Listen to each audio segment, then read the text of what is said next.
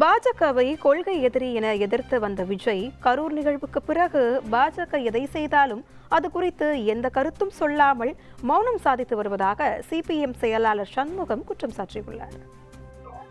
திரு விஜய் அவர்கள் கரூருக்கு முன் பிஜேபி திமுக இரண்டையும் எதிர்ப்பதாகத்தான் அவர் பகிரங்கமாக அறிவித்தார்.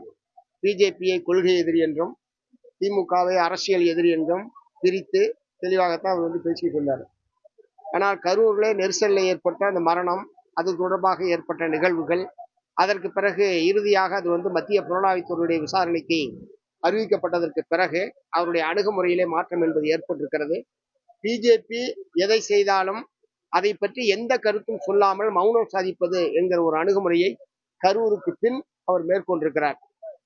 ஒருவேளை மத்திய புலனாய்வுத்துறையுடைய விசாரணை நடைபெறுகிற காரணத்தினால் மத்திய அரசாங்கத்தை பகித்துக் கொண்டால் அது தனக்கு எதிராக போய்விடுமோ என்கிற அச்சத்தின் காரணமாக அவர் அத்தகைய நிலைப்பாட்டை எடுத்திருக்கிறாரா என்பதை அவரிடத்திலே உங்களை போன்ற நண்பர்கள் கேட்க வேண்டும்.